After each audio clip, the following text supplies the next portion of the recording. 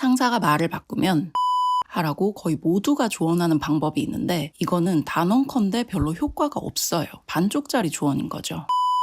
각종 직장인이나 취업 커뮤니티의 직장 내 빌런 랭킹에서 꾸준히 1위를 차지하는 건 바로 말을 바꾸는 상사입니다. 하란 대로 했는데 그게 아니었다며 갑자기 말을 바꾸거나 성과가 좋을 땐 자기 공, 안 좋으면 갑자기 자긴 그렇게 시킨 적 없다고 발을 빼는 등 말 바꾸는 게 다른 빌런짓들보다도 타격이 클 수밖에 없는 게 상사의 지시를 받아 업무를 하는 이 근본적인 직장 내 업무 구조의 신뢰성에 직격탄을 주거든요. 그리고 유독 이런 유형의 상사에 대해서는 잘못된 대처법도 많이 돌아다닙니다. 오늘 영상에서는 상사들이 도대체 왜 말을 바꾸는지 그 이유를 살펴보고 그 대처 방법도 그냥 이론적인 게 아니라 현실적으로 당장 적용할 수 있는 것으로 알려드릴 겁니다. 대체 이 사람들이 왜 말을 바꾸는지 궁금하셨죠? 그럼 상사의 입장에서 말을 바꾸는 이유부터 살펴볼게요. 첫 번째는 단순 변심이 아니라 진짜로 다시 보니까 더 좋은 방법이 있어서입니다. 프로젝트 맨 초기 때는 이렇게 하는 게 맞는 것 같은데 한 몇 주 있다가 중간 점검을 하니까 원래 안이 더 나아 보이거나 제3의 방법이 더 좋아 보이는 경우인 거예요. 이런 일은 사실 굉장히 잦습니다. 사업처럼 외부 변수가 많은 경우에는 더더욱 그렇고 그 사이 조직 내 상황이 바뀌었다든지 이런 상사의 의사결정이 중간에 변경될 수 있는 요인은 사실 굉장히 많아요. 두 번째는 이것보다 좀 더 난이도 있는 유형인데 자기가 예전에 한 말을 기억을 못하거나 자기가 컨펌한 내역에 이런 내용이 있었다는 건지도 모르는 경우예요. 그리고 진짜 좀 놀란 게 뭔지 아시나요? 저도 차장으로 승진하고 나니까 진짜로 잊어버릴 때가 생각보다 많다는 거예요. 신경 쓸 게 너무 많아서 뇌의 용량이 모자라거나 너무 바빠서 잊혀지는 것들이 생기는 거죠. 하지만 그런다 하더라도 상사가 뭔 소리야 내가 언제 그랬다 그래 이러면 진짜 속이 터지고 녹취본이라도 들이대고 싶은 마음이 생깁니다. 제가 대리 때에는 진짜로 이것 때문에 핸드폰도 갤럭시로 바꾼 동료가 있었어요.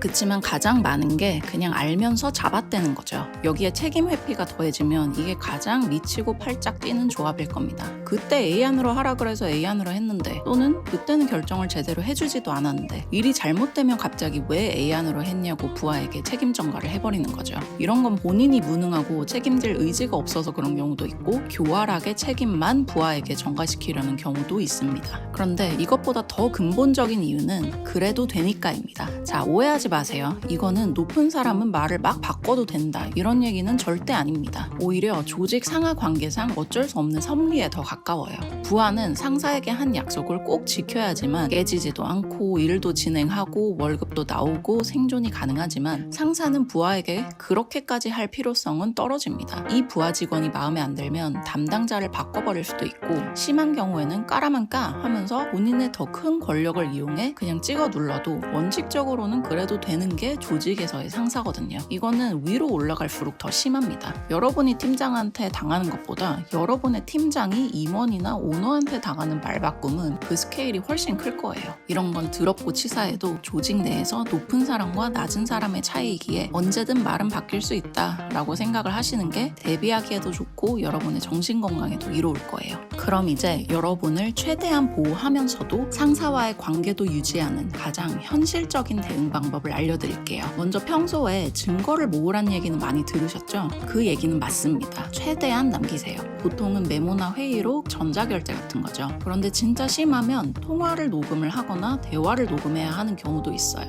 필요하다면 들키지 않고 해두세요. 문제는 이 증거를 어떻게 사용하냐입니다. 이 부분에서는 조언을 틀리게 주는 사람이 되게 많아요. 모아놨다가 딴소리하면 까라, 상사한테 들이대면서 따지면 아무 말도 못할 거다처럼 마치 증거만 있으면 그게 나를 지켜주는 마법 방패다 라는 식의 조언은 현실성 없고 위험합니다. 그 모아둔 증거들을 무기처럼 사용할 수 있을 때는 비리를 고발한다든지 아니면 상사를 다시는 안 볼 각오로 반박을 한다든지 하는 극단적인 경우가 대부분이에요. 사실 때가 돼서 그 이메일이나 메신저 캡처본을 들이대기가 생각보다 쉽지가 않거든요. 그 행위 자체가 좀 껄끄럽기도 하고 이게 아무리 맞는 말이라 하더라도 그걸 당하는 상대한테는 이게 상당히 공격적으로 느껴집니다. 우리의 목적은 상사의 말바꿈을 최대한 방지해서 업무를 안정적으로 하는 거지 상사와의 증거 다툼에서 경쟁해서 이기려고 하는 게 아니거든요. 증거를 모아놨다 까면은 아무 말도 못한다 라는 식의 조언은 팩트체크 다음에 일어나는 일을 고려하지 않은 순진한 생각이에요.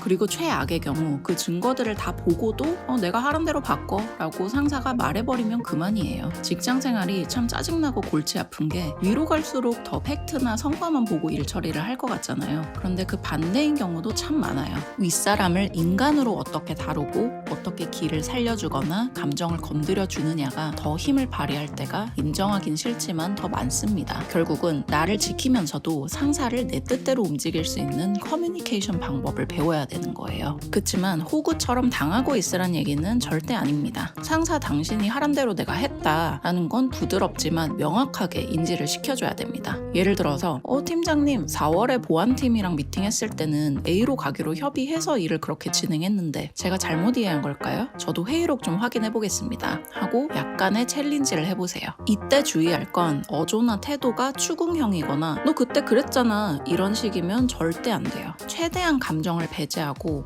이거 아니었어요? 하는 방식으로 접근을 하고 반응을 봐가면서 대응을 해야 됩니다. 증거에 있어서도 나 증거 있다 이게 아니라 나도 그 증거를 다시 확인해 보겠다 정도로 넌지시 암시를 하세요. 이것만으로도 일단은 상사가 좀 쫄 겁니다. 이때 유니콘 상사라면 그래 나도 기억을 하는데 이러이러해서 바꾸게 됐어요 라고 설명을 해줄 거예요. 그렇지만 내가 언제 라든지 그런 적 없는데 하고 잡아떼면은 팩트로 이기려는 생각은 버리세요. 아닌데요 몇 날 며칠 이렇게 얘기를 하셨는데요 라고 해도 근데 너 상사한테 말버릇이 그게 뭐야? 뭐 이런 식으로 어떻게든 꼬투리를 잡고 인정을 하지 않을 거예요. 자, 증거를 모으고 말을 바꿨냐 안 바꿨냐를 한바탕 치르고 나면 이제는 상사의 바뀐 업무 지시에 대응할 차례입니다. 여기서도 중요한 건 결국 상사가 하란 대로 바꾸는 거를 고려는 하되 그 말바꿈으로 인한 피해 또한 여러분의 책임이 되는 걸 최소화할 수 있게 선은 그어주는 겁니다. 네, 알겠습니다. 그렇다면 이러이러한 부분에서 수정이 발생하는데 예정 완료일자보다 며칠 정도 더 걸릴 수 있어요. 내지는 기존 예산 대비 비용이 몇 억 정도 늘어날 텐데 괜찮겠습니까? 하고 너의 말바꿈으로 인한 대가를 명확히 상사한테 얘기를 해줘야 나중에 또 억울하게 덤탱이 쓸 확률이 낮아집니다. 그리고 의사결정이 바뀌었음을 좀 더 공론화 시켜보는 것도 좋습니다. 유관부서와